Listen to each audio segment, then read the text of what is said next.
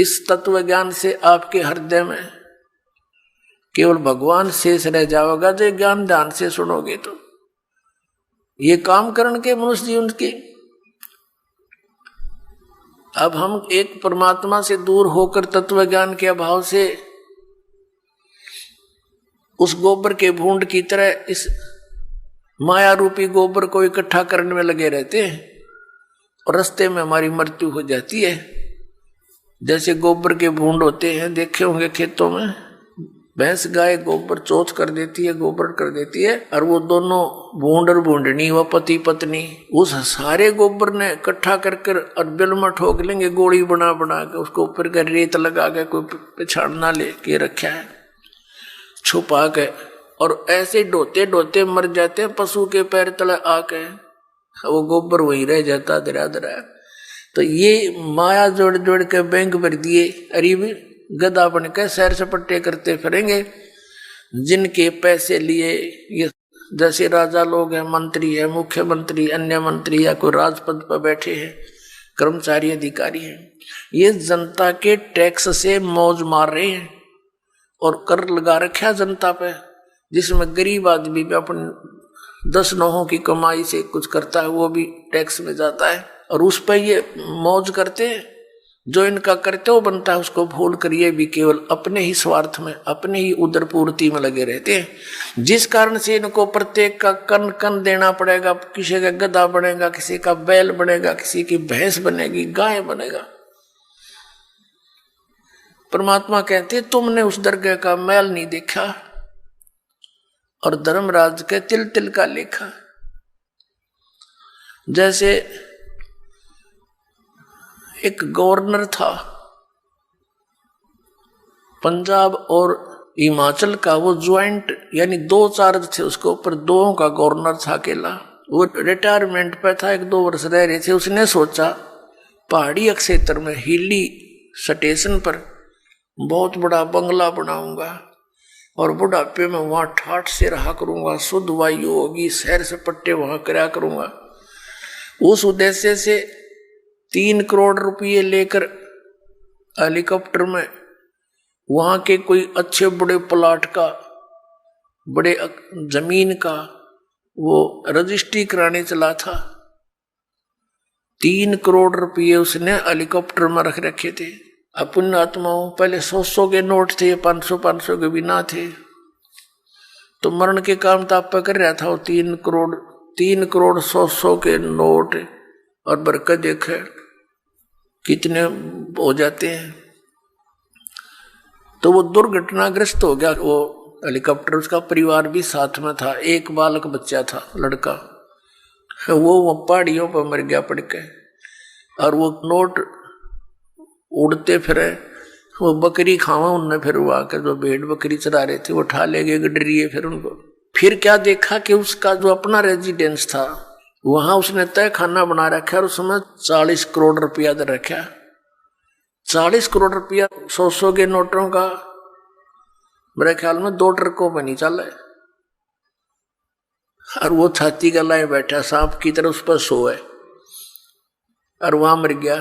वो रह गया दरिया दराया है। अब क्या होगा, वो लाट साहब फिर गधा बनेगा और गेला उसकी पत्नी, और फिर क्या बनेंगे वहां जिस जिसके पैसे इकट्ठे कर रखे थे प्रत्येक का पाई पाई का हिसाब चुकाएंगे। बहुत लंबा काम बना लिया उन्होंने अपने ऊपर। तो परमात्मा कहते हैं कि तुमने उस दरगाह का मैल नहीं देखा और धर्मराज के तिल तिल का लेखा। तो यहां परमात्मा हमें याद दिलाते हैं कि जैसे श्रीमद् भगवत गीता अध्याय नंबर 7 के श्लोक 29 में कहा है कि अर्जुन, मेरे आश्रित होकर मैं तुझे जो ज्ञान बता रहा हूं उसको आश्रय करके उस पर अमल करो। क्या बताया है? गीता जी अध्याय नंबर 4 के श्लोक नंबर 32 में कहा है कि आध्यात्मिक अनुष्ठानों यानी यज्ञों की जानकारी सच्चिदानंद घन ब्रह्म की वाणी में विस्तार के साथ कही गई है। वो तत्व ज्ञान है और उस तत्व ज्ञान को जानने के पश्चात तू सब कर्म बंधनों से मुक्त हो जाएगा। चौथे अध्याय के 34वें श्लोक में श्रीमद् भगवत गीता में कहा है कि अर्जुन, उस तत्व ज्ञान को जो सच्चिदानंद घन ब्रह्म ने स्वयं आकर अपने मुख कमल से बोला है, वो कबीर वाणी है, वो कबीर वाणी है, वो सच्चिदानंद घन ब्रह्म की वाणी है, वो तत्व ज्ञान है। उस तत्व ज्ञान को तू तत्वदर्शी संतों के पास जाकर समझ। उनको दंडवत प्रणाम करने से, कपट छोड़कर उनसे प्रसन्न करने से, सरलता पूर्वक प्रसन्न करने से वो तत्वदर्शी संत तुझे उस परमात्म तत्व का ज्ञान कराएंगे। यानी गीता ज्ञान दाता से अन्य कोई परम शक्ति है जो पूर्ण मोक्षदायक है, जिसकी शरण में जाने के बाद फिर संसार में लौटकर कभी नहीं आते, पूर्ण मोक्ष होता है। और उसकी कृपा से ही ये जीव परम शांति को और सनातन परम धाम को प्राप्त होता है। अपने विषय में गीता ज्ञानदाता कहता है कि अर्जुन, चौथे अध्याय के 5 और 9 में, दूसरे अध्याय के 12 श्लोक में गीता जी में, गीता अध्याय नंबर 10 के श्लोक नंबर 2 में कहता है, अर्जुन तेरे और मेरे बहुत जन्म हो चुके हैं, तू नहीं जानता, मैं जानता हूं। तो इसे सिद्ध गीता ज्ञानदाता भी नाशवान है, इसकी भी जन्म मृत्यु होती है। गीता ज्ञानदाता कौन है? श्री कृष्ण में ये ब्रह्म बोल रहा है।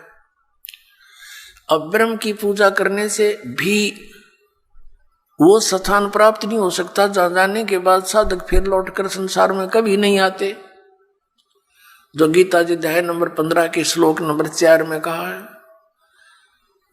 और फिर गीता जी अध्याय नंबर 18 के श्लोक नंबर 62 में कहा कि अर्जुन, तू सर्वभाव से उस परमेश्वर की शरण में जा, उसकी कृपा से ही तू परम शांति को और सनातन परम धाम को प्राप्त होगा। तो इससे सिद्ध हो गया कि उस गीता ज्ञानदाता से अन्य कोई परमेश्वर है, जिसकी कृपा से वो सारा ये जन्म मृत्यु का ये झंझट, ये रोग, ये कति कटेगा और उसी से परम शांति होगी। अपने विषय में गीता ज्ञानदाता 8वें अध्याय के 5 और 7 श्लोक में कहता है कि तू युद्ध भी कर, मेरी भक्ति भी कर, यानी मेरी शरण में रहेगा, युद्ध तो करना पड़ेगा तुझे, इससे परम शांति नहीं हो सकती। जन्म मरण का रोग नहीं कट सकता, क्योंकि वो स्वयं भी जन्म मृत्यु के अंदर है, गीता ज्ञानदाता। अब यहां प्रसंग चल रहा है कि 7वें अध्याय के 29वें श्लोक में उसने क्या कहा है कि अर्जुन, मैं जो तुझे ज्ञान बता रहा हूं और उस ज्ञान को जो आश्रय करके तत्वदर्शी संत की खोज कर लेता है और जो केवल जरा और मरण से छूटने का ही प्रयत्न कर रहा है, तो वो उस तत्ब्रह्म को और संपूर्ण अध्यात्म ज्ञान को और सभी कर्मों को समझ चुका है, सभी कर्मों से परिचित है। जो व्यक्ति जरा और मरण से ही छूटने का प्रयत्न करता है, संसार की किसी अन्य वस्तु की डिमांड नहीं करता है, तो वो समझ लेना कि वो उस तत्ब्रह्म से परिचित हो चुका है, उस परमेश्वर से परिचित हो चुका है, जिसकी शरण में जाने के बाद साधक फिर लौटकर कभी संसार में नहीं आते और जिसकी कृपा से परम शांति और सनातन परम धाम प्राप्त होता है। अब जरा माने वृद्ध अवस्था, बुढ़ापा, और मरण माने मृत्यु। जरा और मरण से जो छूटने का प्रयत्न करते हैं वो उस तत्ब्रह्म से परिचित है। अब अर्जुन ने 8वें अध्याय के प्रथम मंत्र में पूछा, 7वें अध्याय में केवल 30 मंत्र है, 29 में आपको सुना दिया और 30 श्लोक में ये कहता है गीता ज्ञानदाता कि अंत समय में जो केवल मुझे ही जानते हैं तो वो मुझे ही जानते हैं, वो मेरे तक ही सीमित रह जाते। फिर 8वें अध्याय के प्रथम मंत्र में अर्जुन ने पूछा, फिर किम तत्ब्रह्म, जिसको जानने के बाद प्राणी जरा और मरण से ही छूटने का प्रयत्न करता, वो किम तत्ब्रह्म, उसके विषय में बताया है कि वो परम अक्षर ब्रह्म है। 8वें अध्याय के 3रे श्लोक। गीता जी के अध्याय 8 के श्लोक नंबर 5 और 7 में तो वो अपनी भक्ति बताता है कि मेरी साधना कर, मुझ में भाव वाला बन, मुझे ही प्राप्त होगा, तो युद्ध भी कर। 8वें अध्याय के 13वें श्लोक में गीता जी में कहता है मुझ ब्रह्म का केवल एक ओम अक्षर है और अंतिम सांस तक उसकी भक्ति करता हुआ जाएगा तो मुझे प्राप्त होगा। गीता जी अध्याय नंबर 8 के श्लोक नंबर 6 में एक विशेष निर्णायक ज्ञान दिया है कि अंत समय में जो जिसमें भावित होता है, जिसकी आस्था जिसके अंदर रह जाती है, वो उसी को प्राप्त होता है। यही सूक्ष्म वेद में कहा कि जहां आशा ता बासा हुई और मन कर्म वचन सुमरियो सोई। अब गीता जी अध्याय नंबर 17 के श्लोक नंबर 23 में कहा है, ओम तत्सत इति निर्देश है ब्रह्मण त्रिविध समर्थ ब्राह्मणा तेन वेदा च विहिता पुरा। ब्राह्मण माने तत्वदर्शी संत। वैसे ब्राह्मण का अर्थ होता ब्राह्मण से जो ब्रह्म पहचाने। अब जैसे ओरिजिनल सतगुरु तो कबीर साहब थे और कबीर साहब थे एक, और ये नकली सतगुरुओं का अंत नहीं। ऐसे ही ब्राह्मण का अर्थ असली होता है वो व्यक्ति जिसने भगवान को जान लिया। बाकी ठीक है, छोटी मोटी को अन्य क्रियाओं से भी ब्राह्मण की पदवी कोई पा रहा है तो वो अलग ब्राह्मण है। कि ओम तत्सत इति निर्देश है ब्रह्मण। ब्रह्मण माने सच्चिदानंद घन ब्रह्म, यानी पूर्ण परमात्मा परम अक्षर ब्रह्म के पाने की, उसके सिमरण की इस 3 नाम का निर्देश है। ओम तत्सत इति निर्देश है। निर्देश माने फाइनल फैसला, डायरेक्शन। डायरेक्शन का अर्थ है अन्य बिल्कुल नहीं, केवल वही, नथिंग एल्स। ये 17वें अध्याय के 23वें श्लोक में ओम तत्सत इति, बस यही निर्देश, फाइनल ऑर्डर। और ब्रह्म ने सच्चिदानंद घन ब्रह्म के त्रिविध समर्थ है, उसका 3 विधि से सिमरण की विधि है। 3 प्रकार से सिमरण होता है और जिन पुण्यात्माओं को इस दास से ये तीनों मंत्र प्राप्त हैं उनको पता है कि इनकी सिमरण की विधि 3 प्रकार से कैसे है। एक मंत्र ओम तो सार्वजनिक है, इसमें तत् ये सांकेतिक और सत भी सांकेतिक। गीता जी अध्याय नंबर 15 के श्लोक नंबर 16 और 17 में 3 पुरुष बताए हैं, एक सर पुरुष, अक्षर पुरुष। इन दोनों को रिजेक्ट किया है। ये और इनके अंतर्गत जितने प्राणी हैं, इन भगवानों के, पुरुष माने प्रभु, इन स्वामियों के अंतर्गत जितने प्राणी हैं और ये स्वयं भी नाशवान हैं, जीवात्मा किसी की नहीं मरती। 15वें अध्याय के फिर 17वें श्लोक में तुरंत कहा है, उत्तम पुरुष है तू अन्य परमात्मा इति उदारते, कि इन दोनों से गीता अध्याय 15 के श्लोक 16 में वर्णित सरपुरुष और अक्षर पुरुष, इन 2 प्रभुओं से उत्तम पुरुष, इनसे श्रेष्ठ पुरुष तो कोई और ही है, अन्य ही है। यह परमात्मा इति उदारते, कहते हैं उत्तम पुरुष तो अन्य परमात्मा इति उदारते, यह लोक तरम आविश्य विवर्ती अवैश्वर है। और वही परमात्मा कहा जाता है, वो श्रेष्ठ भगवान तो इन दोनों से कोई और है, सर पुरुष और अक्षर पुरुष से। वो कौन है? वो परम अक्षर पुरुष है, वो परम अक्षर ब्रह्म है। परम अक्षर पुरुष कहो चाहे परम अक्षर ब्रह्म कहो, सर पुरुष कहो चाहे सर ब्रह्म कहो, अक्षर पुरुष कहो चाहे अक्षर ब्रह्म कहो। गीता जी अध्याय नंबर 8 के श्लोक नंबर 3 में जिसके विषय में कहा है वो परम अक्षर ब्रह्म है, उत्तम पुरुष है तू अन्य परमात्मा इति उदारते। ये लोक तरम आविश्य विवर्ती, जो संसार रूपी वृक्ष की जड़ है, वो मूल मालिक है, जो सबका पालन पोषण करता है, जो तीनों लोकों में प्रवेश करके सबका धारण पोषण करता, वो वास्तव में अविनाशी परमात्मा है। अब प्रसंग चल रहा है 8वें अध्याय के 5 और 7 मंत्र में।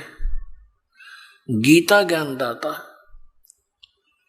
अपने विषय में बता रहा है कि मेरी भक्ति कर मुझे प्राप्त होगा, लेकिन ओम नाम का जाप कर, ओम नाम से जो परम गति होगी वो ब्रह्मलोक प्राप्ति है। ब्रह्मलोक में गए प्राणी फिर वापस आते हैं, जन्म मृत्यु में रहते हैं।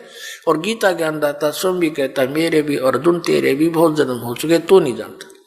तो इससे पूर्ण मोक्ष और सनातन परम धाम और परम शांति नहीं हो सकती। गीता जी अध्याय नंबर 17 के श्लोक 23 में ओम तत्सत तीनों भगवानों के मंत्र हैं, सरपुरुष, अक्षर पुरुष और परम अक्षर पुरुष के। सर्वब्रह्म, अक्षर ब्रह्म और परम अक्षर ब्रह्म। तो सर्वब्रह्म कहो, इसको सीधा ब्रह्म भी बोल देते हैं, इसको ज्योत स्वरूपी निरंजन काल भी कहते हैं। इसका ओम मंत्र है, यो तो इसने डिक्लेयर कर ही रखा है। अब उस परमात्मा को पाने की ये 3 मंत्र की साधना है या पूजा नहीं है, या साधना है। जैसे जल पानी नीर, जैसे दन दन सतगुरु वाले देते 3 मंत्र, अकाल मूर्त सब स्वरूपी राम सतपुरुष, ये तो पाना है हमने, इसको तो खोजना है। जैसे जल पानी नीर करता रहे, पानी का पता है पृथ्वी में जल है, वो मिले कैसे, उसके वो साधन खरीदने पड़ेंगे, लाने पड़ेंगे, बोकी मारनी पड़ेगी, सांस उश्वास की। ये 2 मंत्र का ओम और तत् ये सांकेतिक है, ये अक्षर पुरुष का मंत्र है जिसको परब्रह्म भी कहते हैं। तो इन दोनों मंत्रों का श्वास उश्वास से जाप करना होता है। ये सांस उश्वास की बोकी लगेंगी और फिर वो क्या होगा, जैसे बोकी का काम है पाइप को जल तक पहुंचा देना, इन दोनों से जल बाहर नहीं आएगा, मिलेगा नहीं। फिर तीसरा हैंडपंप लगाना पड़ेगा उस जल को बाहर निकालने के लिए, प्राप्त करने के लिए, वो भी सेवा पूजा है। ऐसे ही इन 2 मंत्रों से, जो सतनाम के 2 अक्षर का मंत्र है, एक ओम और एक तत्, सांकेतिक दास बताता है इस पृथ्वी पर 21 ब्रह्मांड में इस दास के अतिरिक्त ना इस नाम से कोई परिचित है 3 मंत्र से, और ना ही कोई अधिकारी है, ये सत्कर मान लेना। और कोई देता है तो धोखेबाज है। यदि कोई इस दास से लेकर के कहीं ये शुरू भी कर रखी होगी दुकान का नीच तो पावेगा कहीं ना कहीं लुका छुपा, फिर समाज उससे भी बच के रहेगा और उसके फंसे हुए जाल के भक्तों को भी समझाने की चेष्टा करेगा कि गलत आदमी का फंस गए तुम। ऐसे तो ये दुश्मन पहले बतेरे थे, जिन भ्रमित कर दिया, डबो दिया देश का देश, पूरे मानव समाज को गुमराह कर रखा। भगवान के शत्रु हैं ये, परमात्मा के बच्चों को मिसगाइड किए बैठे। अब ओम और तत् ये तो सतनाम 2 अक्षर का, और ये राधा स्वामी के गुरुजी खुद कहते हैं जो 2 अक्षर का भेद बतावे सोए गुरु पूरा कहावे। इन 1 अक्षर का बिना बेरा है, 5 नाम काल के 5 उनका जाप करते हैं, जिस कारण से इनका मुखिया भी भूत की योनि प्राप्त किए हुए हैं और अपनी शिष्या बुक्की में बढ़कर प्रवेश करके हुक्का पीवे और चूरमा खावे, रोटी खावे। अब खा यहीं पर खा धक्के, क्योंकि संत मिले नहीं और पिछली पुण्यकर्मी प्राणी थे ये महात्मा, आगे चार्जर ठीक मिला नहीं, सतभक्ति मिली नहीं, पिछली बैटरी डिस्चार्ज होगी, पुनक्षीण हो गए, भूता बनना था। फिर करोड़ों लोगों को गुमराह करने का दोष सिर पर रख ले गया, वो तो दुर्गति इसकी न्यारी होगी। ये सत्कर्माना पुण्यात्मा दास का कोई उससे भाई बंटवारा ना, कोई किसी चीज का हिस्से में साझा नहीं, वे उसको उनको कोई झूठ बोल कर जनता को अपने पीछे लगा कर उनका कोई हिस्सा लेता हूं, नहीं। परमात्मा ने इस दास को वो ज्ञान दे दिया जो किसी के पास नहीं, इसके बिना जीव का कल्याण कति नहीं। परमात्मा के बच्चे अपना जीवन नाश कर रहे हैं। मुझे बहुत रोना आता कई बार बैठ करके, कौन सी साइड से समझाऊं भगवान, आप पर दया करिए अपने बच्चों को। आपने ये शुरुआत की है तो इसको पार भी लगाना परमात्मा, हम जीवों के बस का नहीं है इतने बड़े मिशन को सफल करना, आप ही दया करियो। तो पुण्यात्मा जो प्रसंग चल रहा है कि जैसे हैंडपंप लगाया, बोकी पहुंच गई, पाइप भी नीचे चलेगी, बोकी का काम हो गया पूरा। अब पाइप जो है उसके ऊपर एक हैंडपंप लगाना पड़ेगा। अब वो हैंडपंप को भी फिर उसकी पूजा है, उसका सिमरण करना है, वो सारनाम है, ये सतनाम है 2 अक्षर का, एक ओम और तत्, और सत जो है ये सांकेतिक है, ये सारनाम है।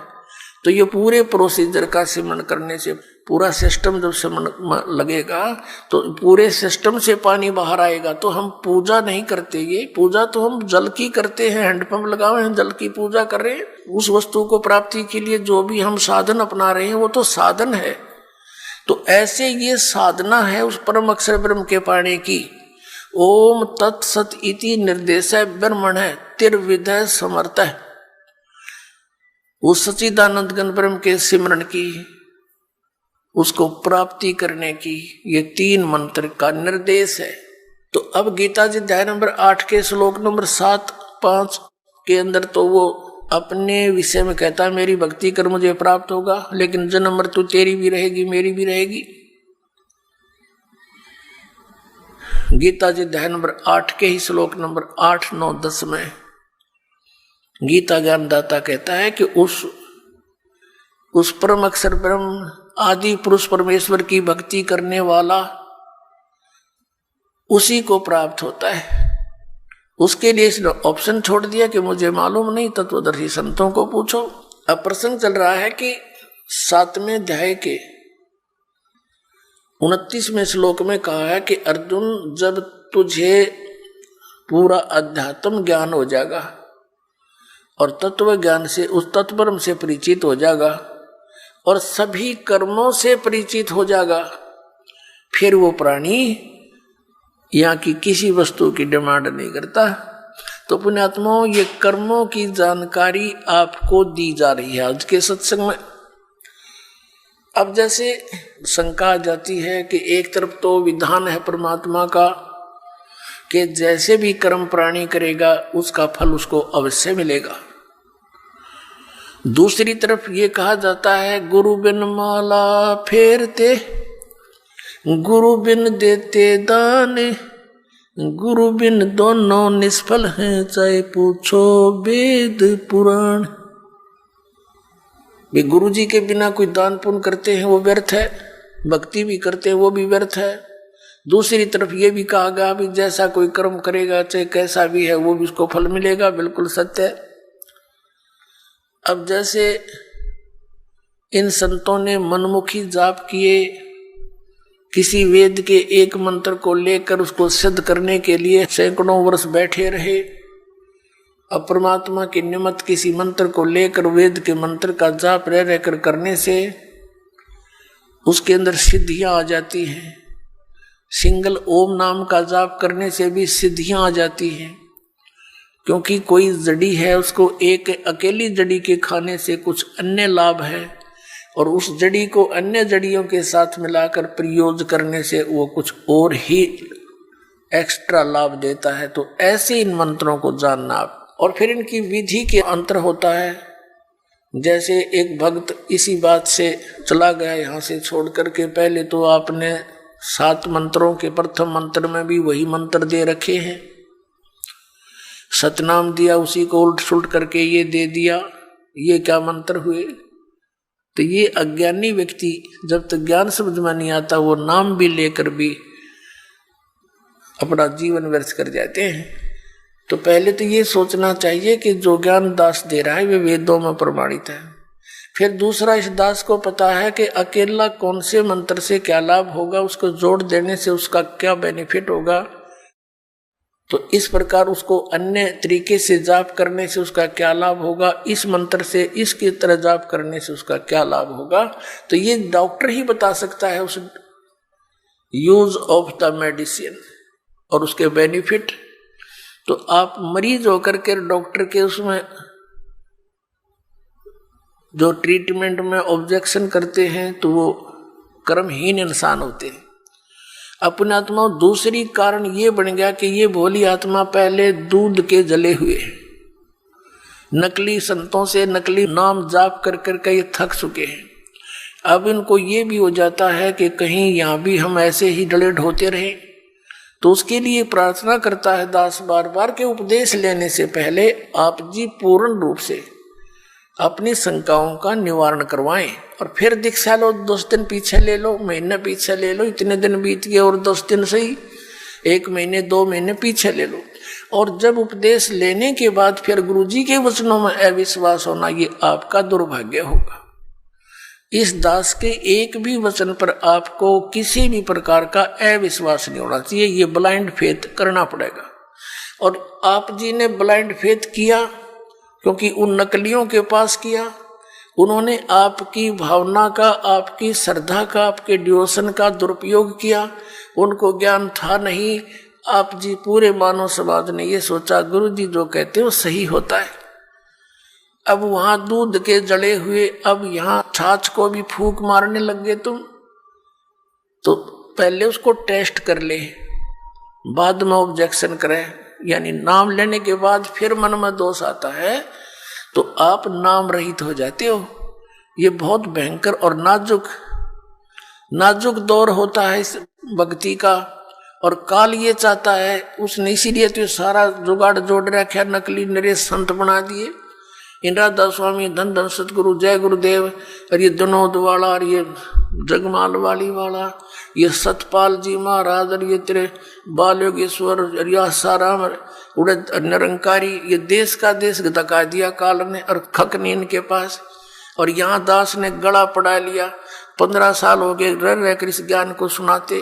आपके इसी ज्ञान को सुनाने के कारण, आप तक सत्य को पहुंचाने के लिए इस दास के ऊपर कितने बुरे आरोप लगाए गए, जेल में डाल दिया, क्रोथा कांड करवा दिया इन दुष्ट लोगों ने, क्योंकि इनकी रोजी रोटी बंद हुआ थी। ठीक है, दास ने तो हथेली पर जान धर रखी है। भगवान का आदेश हो गया कि बेटा उठा दे डूंडा और मैं तेरे साथ रहूंगा। तो फिर अब जो भी होगा, अब तो या तो ये नकली रहेंगे या दास रहेगा।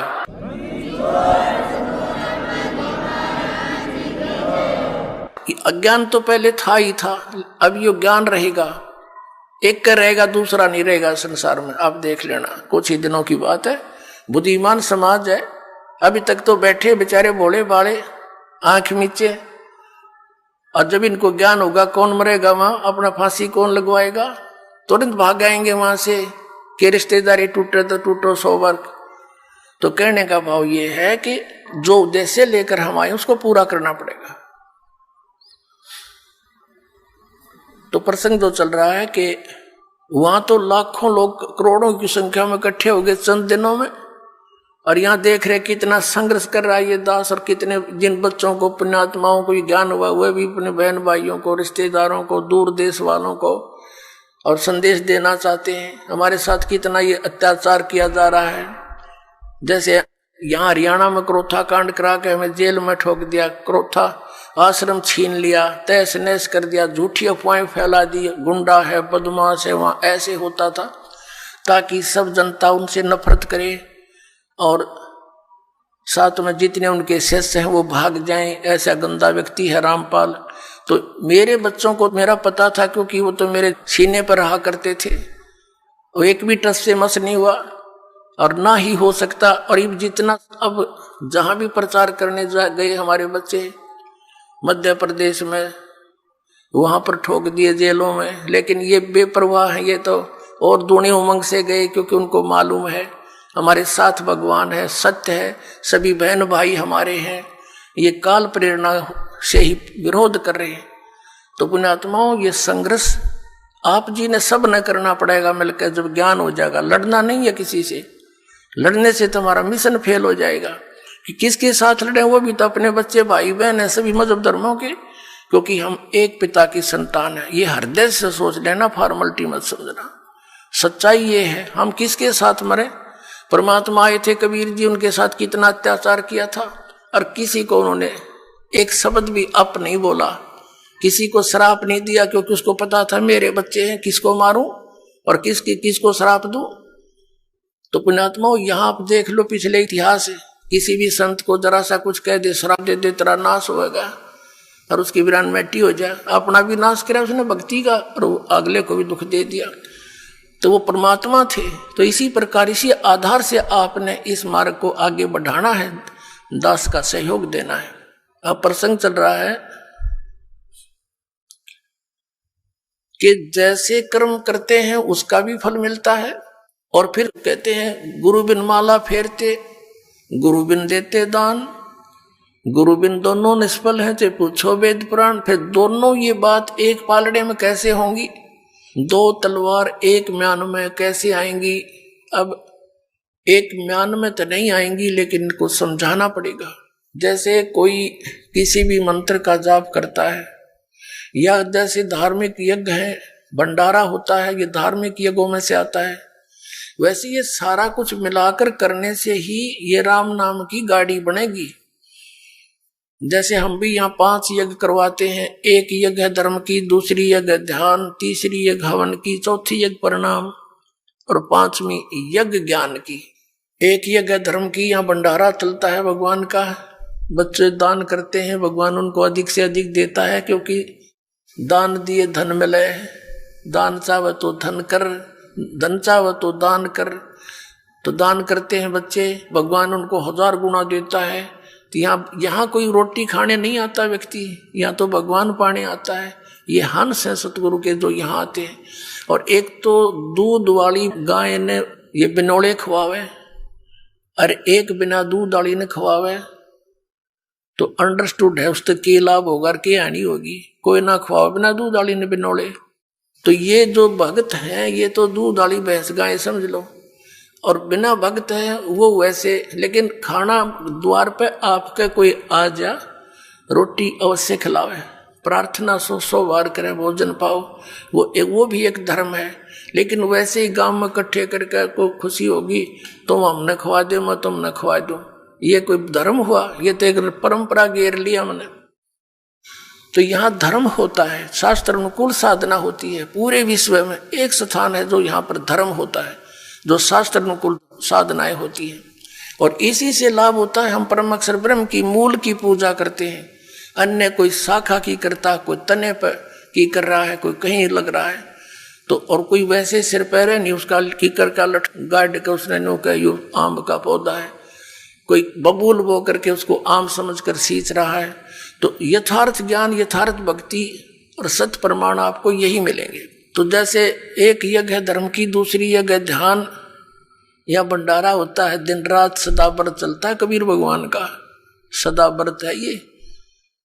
भगवान कबीर साहब का चला हुआ जीव के बस का नहीं, ऐसे सिस्टम को कोई बना दे या इस पृथ्वी पर चालू कर दे।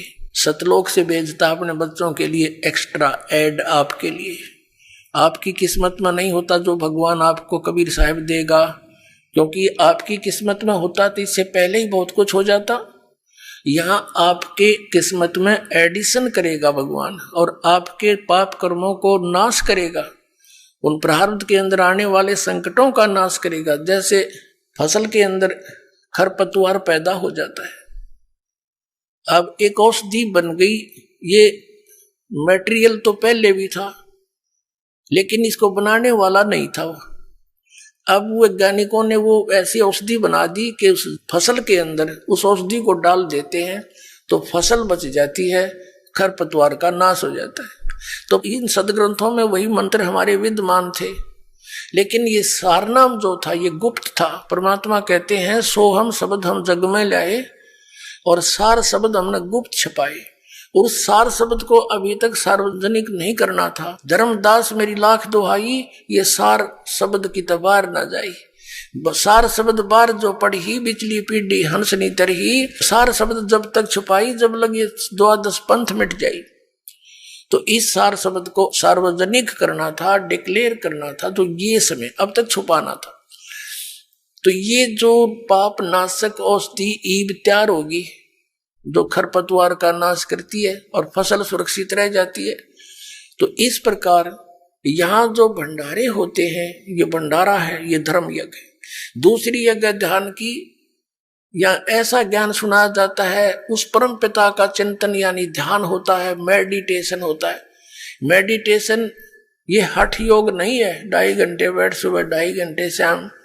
इससे पहले हजारों वर्ष डले ढोके चले गए वो ऋषि जी, हरिये राधा स्वामी धन सतगुरु वाले, और ये कहते हैं हम तो सीधे त्रिकुटी में ध्यान लगाओ है। एक भगत कह रहा था, बोला वो ऋषि कुंड से एडी में ध्यान लगाया करते जो 18 वर्ष धक्के खा गए, वह भी त्रिकुटी में लाया करते। तुमने ना सोचो थारी परम धनी लाई त्रिकुटी ने ढूंढ गए, या तो इन गा के घेर रखिए त्रिकुटी, इस आगे किससे ना पता, और उन त्रिकुटी का भी ना पता कहाँ पर है। तो ये ध्यान जो है ये क्या है, एक टेंशन टाइप होना चाहिए हमारा, टेंशन जिसका हो जाती है। जैसे किसी को किसी भी कारण से टेंशन होगी तो उसकी रह रहकर माइंड की सुई वहीं जाएगी, बात भी कर रहा है, थोड़ी देर के बाद फिर वही किसी से बतलाता है, 2 मिनट के बाद फिर वही ध्यान पहुंच जाता है। तो ये हमारा मेडिटेशन, ये है सहज समाधि। जो पति वर्ता पति से राती आन पुरुष नहीं भावे, बसे पीहर में सुरत प्रीतम में ऐसे ध्यान लगावे।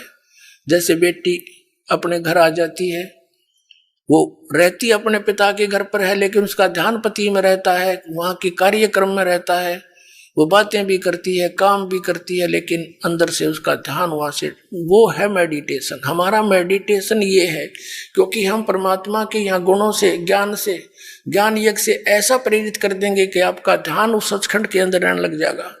ये तो गंदा लोग, कल मर जा, पता यहाँ कौन है, आगे पता नहीं कहाँ डालेगा ये, तो एकदम आपका यहाँ से सिमट कर, उल्टा हट कर, जब तक यहाँ रहोगे, जैसे लड़की अपने पिता के घर पे रहती है, सारा काम करती है, लेकिन उसकी अंतिम इच्छा होती है पति आवर, चलो अपना काम संभालूंगी, वहां से ऐसे बहुत सा कार्य है। तो ये हमारा मेडिटेशन ये है, ये सहज समाधि कहलाती है।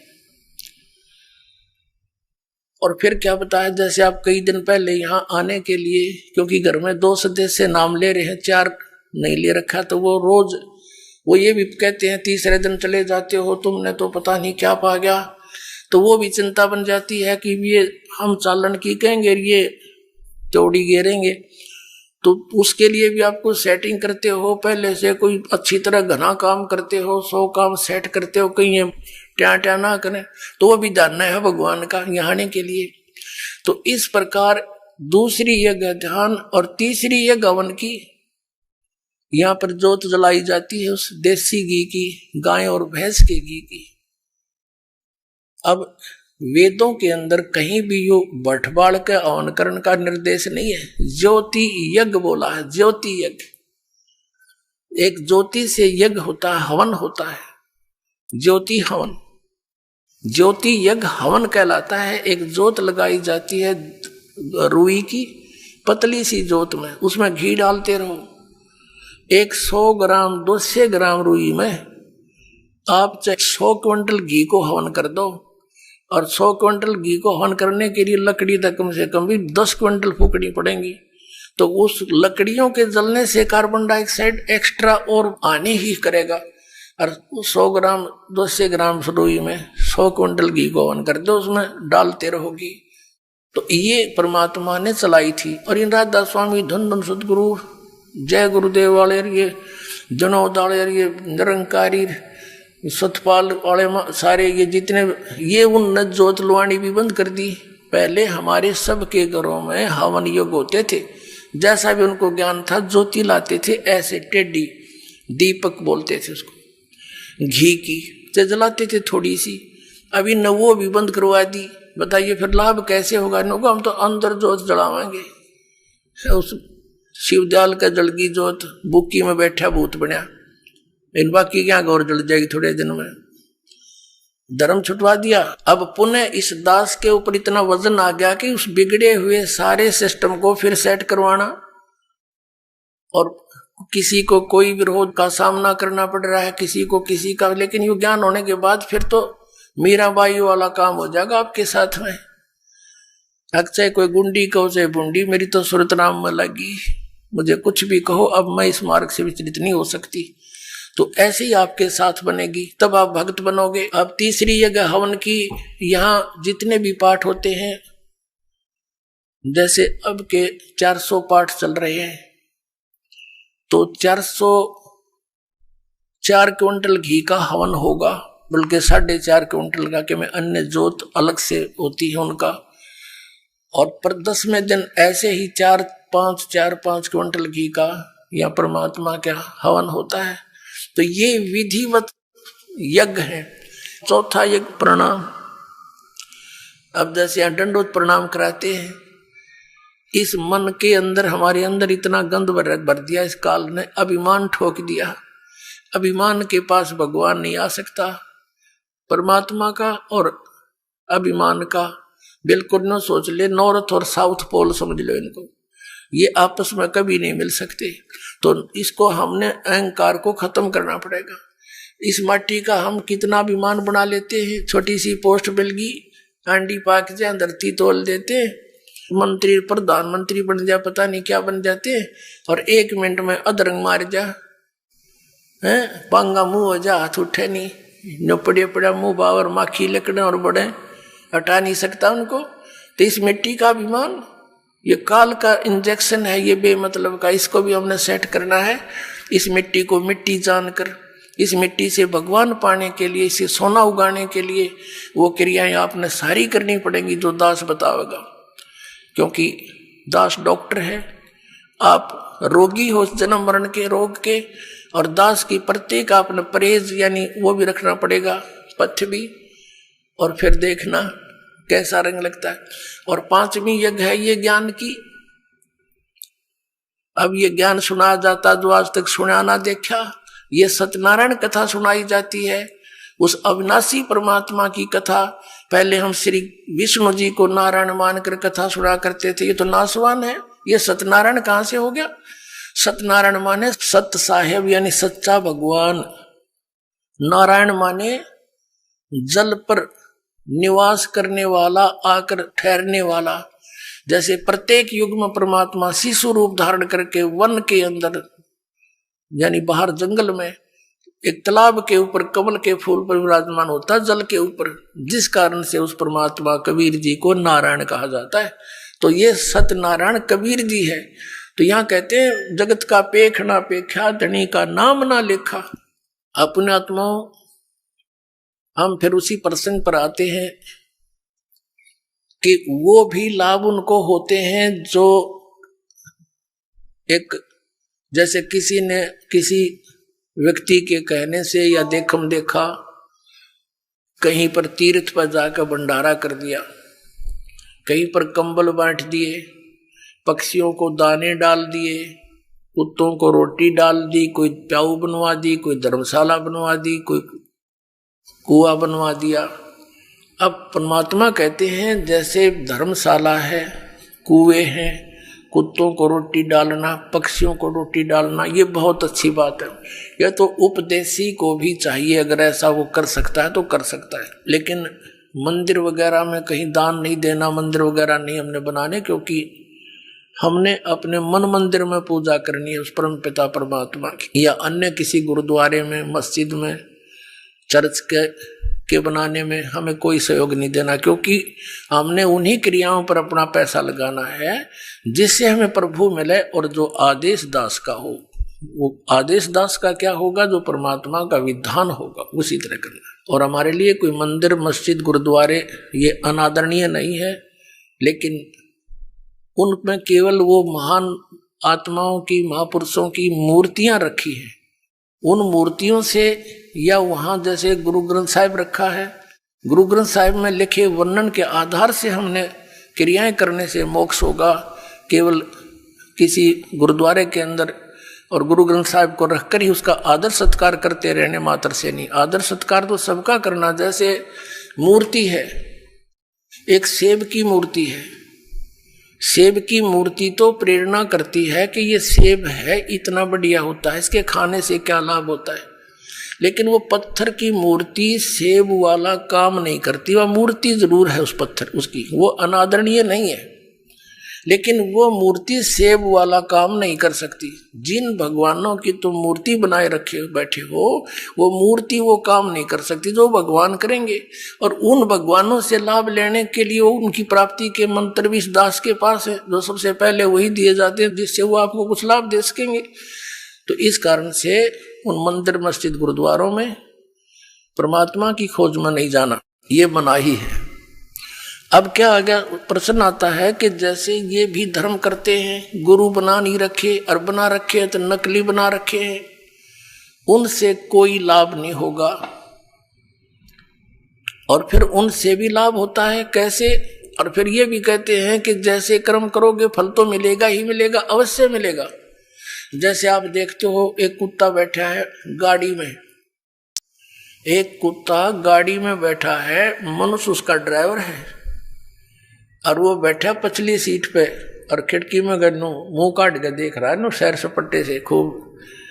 अब उस कुत्ते के रहने का एक अलग से रूम, उस रूम में एसी लगे होते आजकल, और महीने में 1 बार 2 बार जो है ना वेटरनरी सर्जन उसकी जांच करने आता है, डॉक्टर, और सुंदर शोधित उसको जल और शोधित उसको आहार मिलता है।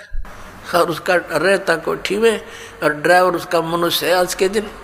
तो उस पुण्यात्मा ने कभी मनमुखी ये दान धर्म किए थे, उन दान धर्मों का फल उसको कुत्ते की योनि में मिल गया।